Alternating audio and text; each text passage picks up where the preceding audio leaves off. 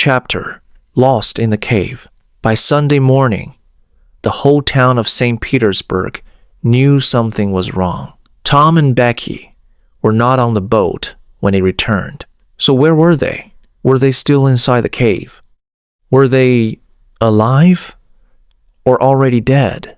At first, everything had been normal. Tom and Becky played with the other children. They laughed, explored, and ran through the tunnels. Then Tom said, "Let's try a new passage." Becky agreed and followed him. They walked deeper and deeper. One tunnel, then another, then a third. As they went, Tom marked the walls with candle smoke. He wanted to remember the way back. After some time, they entered a huge chamber. It was full of bats, hundreds of them. The light woke the bats, and suddenly they flew everywhere. Tom grabbed Becky's hand. "Run!" he shouted. They rushed into the nearest tunnel. The bats followed them. One of the bats hit Tom's candle. The flame went out. Now, they were running in the dark. They ran for a long time. At last, the bats disappeared. The children stopped. They sat down, breathing heavily. Everything was silent, very quiet. "Tom, where are we?" Becky whispered, afraid. "I don't know," Tom said softly. "We should go back, but we can't go through that room again. The bats are there. Let's try another way." They chose a tunnel, then another, then another. Soon they were completely lost. They tried to find the big room again, but they couldn't. Becky started crying. "Tom, we can't get out. We're lost. We're really lost."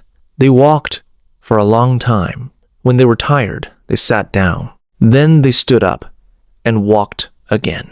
Time passed, but they didn't know how much. Was it day or night? They had no idea.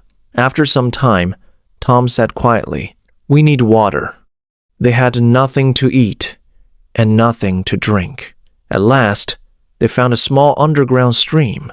They sat beside it. "Becky," Tom said, "we must stay here, near the water. This is our last candle." He didn't finish the sentence, but Becky understood. "Tom," she whispered. "Yes? Will they come to find us?" "Of course," he said. "When the boat arrives, people will start looking."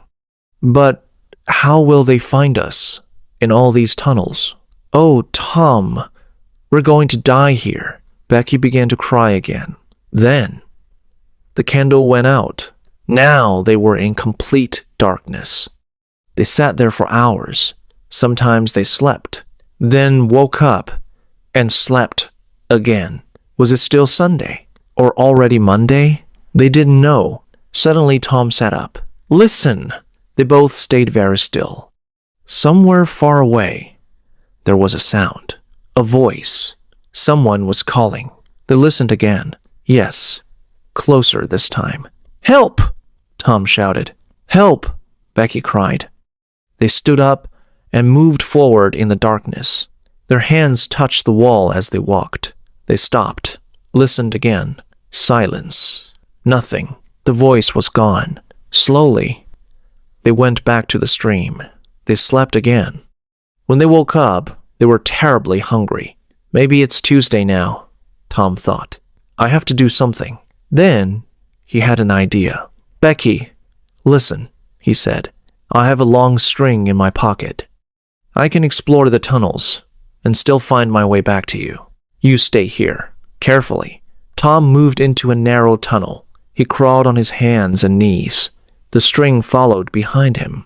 He kept one hand on the wall. Then, suddenly, the wall ended. There was empty space. Tom reached out carefully, and at that exact moment, he saw something. A hand holding a candle. Tom shouted, "Help!" The hand moved. Then he saw a face. It was Injun Joe. Tom froze in fear, but Injun Joe was frightened too. He turned and quickly disappeared into the darkness. Tom went back to Becky. but he said nothing about Injun Joe. He didn't want to scare her. After some time, Tom tried again. Another tunnel, then another. Back in the town, people were searching, day and night. Many villagers entered the cave. They looked everywhere, but they found nothing. No sound, no sighing, no children. Then, late on Tuesday evening, there was a sudden shoom in the street. People began to run. They're here. Tom and Becky are back. The whole town gathered. Everyone wanted to hear the story. Tom explained. It was the 6th tunnel, he said. I followed my string to the end, and then I saw light. There was a small hole in the cave wall. I looked through it and saw the river. I went back for Becky.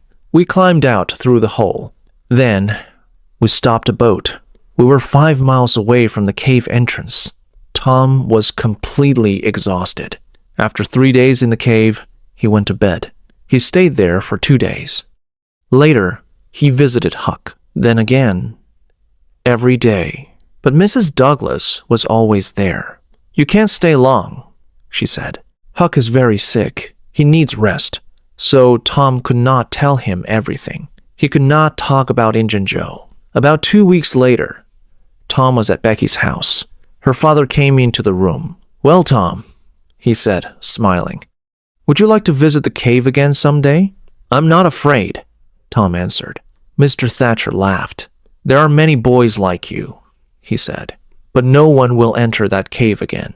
We have closed it. There are strong iron doors now. No one can open them. Tom's face suddenly turned pale. What? He whispered.